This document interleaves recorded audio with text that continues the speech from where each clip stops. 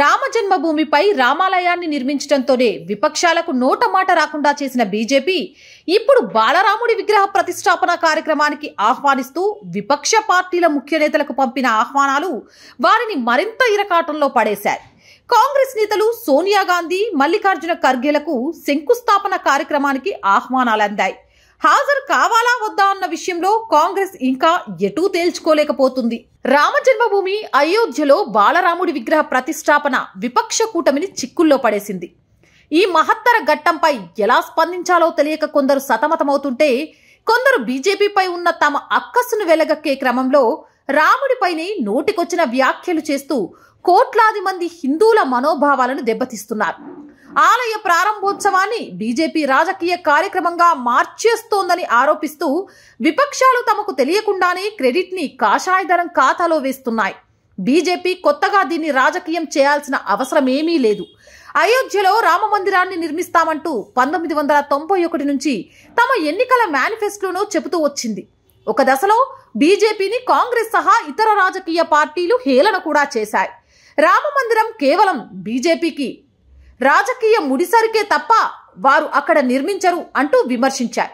ఎప్పుడు నిర్మిస్తారో తేదీ చెప్పండి అంటూ ఎగతాళి చేశారు. తీరా చెప్పింది చేసి చూపిస్తుంటే విపక్షాలకు పాలు పోవడం లేదు. ఈ క్రమంలో కొందరు నేతలు చేసిన వ్యాఖ్యలు వారిలోని అసహనాన్ని బయటపెట్టగా రాజకీయంగా బీజేపీకి మరింత లాభించేలా ఉన్నాయి. రాముడు మాంసాహారి అంటూ మహారాష్ట్రకు చెందిన నేషనలిస్ట్ కాంగ్రెస్ పార్టీ సీనియర్ నేత జితేంద్ర రావత్ చేసిన వ్యాఖ్యలు తీవ్ర దుమారం రేపాయి. సోషల్ మీడియాలో వెల్లువెత్తిన విమర్శల వర్షంతో ఆయన వెంటనే పొరపాటు గ్రహించి క్షమాపణలు చెప్పారు. తన వ్యాఖ్యలపై విచారం వ్యక్తం చేశారు. జనవరి 2న మాజీ మంత్రి, కాంగ్రెస్ నేత హొలల్ కేరే ఆంజనేయ కర్ణాటక ముఖ్యమంత్రి సిద్ధరామయ్యను రాముడితో పోల్చారు. అయోధ్యలోని రామ మందిర శంకుస్థాపన కార్యక్రమానికి వెళ్లకూడదని ఆయన అభిప్రాయపడ్డారు. మరోవైపు సమాజ్వాదీ పార్టీ నేత స్వామి ప్రసాద్ మౌర్య హిందూ మత గ్రంథాలను మరియు దేవుళ్లను కించపరచడమే రాజకీయంగా వ్యవహరిస్తున్నారు. గత ఏడాది నవంబర్లో డిఎంకే మంత్రి, తమిళనాడు ముఖ్యమంత్రి స్టాలిన్ కుమారుడైన ఉదయనిధి స్టాలిన్ సనాతన ధర్మాన్ని మలేరియా, డెంగ్యూ వంటి వైరస్తో పోల్చారు. విపక్ష కూటమిలోని వేర్వేరు పార్టీలకు చెందిన నేతల మాటలు రాజకీయం ఆయా పార్టీలకు ఏమాత్రం లాభం తెచ్చిపెట్టకపోగా మొత్తం కూటమికి నష్టాన్ని కలిగించేలా ఉన్నాయి. బీజేపీ పాలనతో విసిగిపోయిన ప్రజలను తమ వివాదాస్పద వ్యాఖ్యలతో సంఘటితం చేస్తున్నామన్న భ్రమలో కొందరు నేతలు ఉండవచ్చు. కానీ వారి వ్యాఖ్యలతో హిందువుల మనోభావాలను దెబ్బతీస్తూ పరోక్షంగా కమలదనానికే సహకరిస్తున్నారన్న అభియోగాలు వ్యక్తమవుతున్నాయి. విపక్షాలు ప్రతి సందర్భంలోనూ లేవనెత్తే అంశం లౌకికవాదం. నిజానికి ఈ లౌకికవాదం దేశంలోని మెజారిటీ ప్రజలను ఆకట్టుకోలేకపోతోంది. ఇంకా చెప్పాలంటే లౌకికవాదం పేరుతో గతంలో కాంగ్రెస్ సహా వివిధ రాజకీయ పార్టీలు మైనారిటీ వర్గాలను ఆకట్టుకోవడం కోసం మెజారిటీ ప్రజల విశ్వాసాలను గాయపరుస్తూ వచ్చాయి. లౌకికవాదం అంటే రాజకీయాలు, మతాన్ని వేరుగా చూడటం. కానీ లౌకికవాదం పేరుతో 1-2 మతాలకు పెద్దపీట వేసి బుజ్జగింపు రాజకీయాలు చేశారన్న భావనే మెజారిటీ ప్రజల్లో నాటుకుపోయింది. కానీ లౌకికవాదం పేరుతో 1-2 మతాలకు పెద్దపీట వేసి బుజ్జగింపు రాజకీయాలు చేశారన్న భావనే మెజారిటీ ప్రజల్లో నాటుకుపోయింది. అదే భారతీయ జనతా పార్టీకి రాజకీయ ముడిసరుకుగా మారింది. ఇకనైనా విపక్షాలు ఈ విషయంలో మేల్కొనకపోతే వారు నమ్ముకున్న నకిలీ లౌకికవాదమే వారి కొంప ముంచేస్తుందని రాజకీయ విశ్లేషకులు పేర్కొంటున్నారు.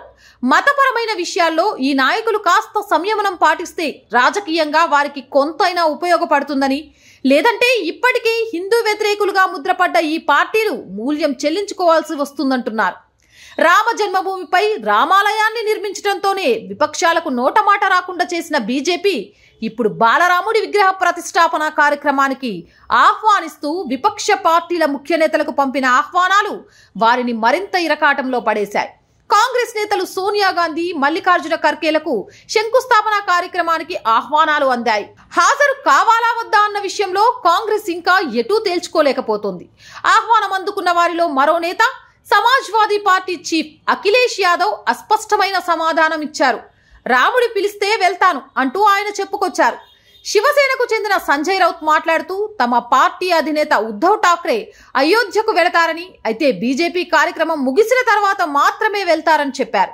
ఇలాంటి గజిబిజి ప్రతిస్పందనలు విపక్ష కూటమిలోని అనేక పార్టీల నేతల నుంచి వచ్చాయి. సిపిఐ నేత సీతారాం యేచూరి అయోధ్యకు వెళ్లేందుకు నిరాకరించగా రాష్ట్రీయ జనతాదళ్ జనవరి 22న అయోధ్యలో జరిగే కార్యక్రమాన్ని బీజేపీ కార్యక్రమంగా అభివర్ణిస్తూ పార్టీ దూరంగా ఉంటుందని ప్రకటించింది. ఎన్నికలు జరిగే ఏడాదిలో అతి పెద్ద ఈవెంట్గా మారిన విగ్రహ ప్రతిష్టాపన వేడుకపై విపక్షాలకు చెందిన నేతలంతా చేస్తున్న ఆరోపణ ఒక్కటే: ఈ కార్యక్రమాన్ని బీజేపీ రాజకీయం చేస్తోందని, రాజకీయంగా ఉపయోగించుకుంటుందని విమర్శిస్తున్నారు.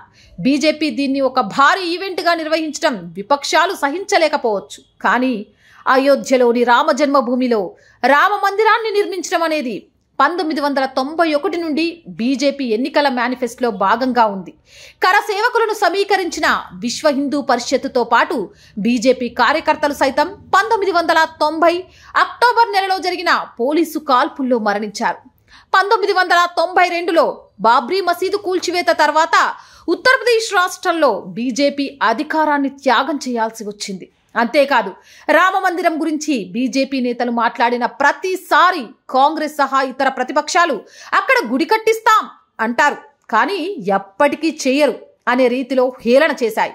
అవాంతరాలు, హేళనలు, ఎద్దేవాలను అధిగమించి చెప్పిన మాట ప్రకారం చేసి చూపిస్తున్న బీజేపీ ఈ కార్యక్రమాన్ని భారీ వేడుకగా జరుపుకోవడంలో తప్పు పట్టడానికి ఏమీ లేదంటున్నారు కొందరు నేతలు.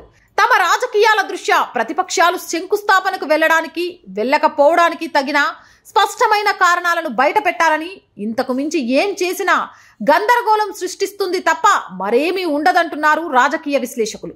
అదే సమయంలో దేశ జనాభాలో 80% ప్రజలు అనుసరిస్తున్న హిందూ మతాన్ని, వారి విశ్వాసాలను వీలైతే గౌరవించాలి తప్ప మనోభావాలు గాయపరిచేలా ప్రవర్తించకుండా ఉండడమే విపక్షాలకు మేలు చేసే అంశం అవుతుందని గ్రహించాలని సూచిస్తున్నారు.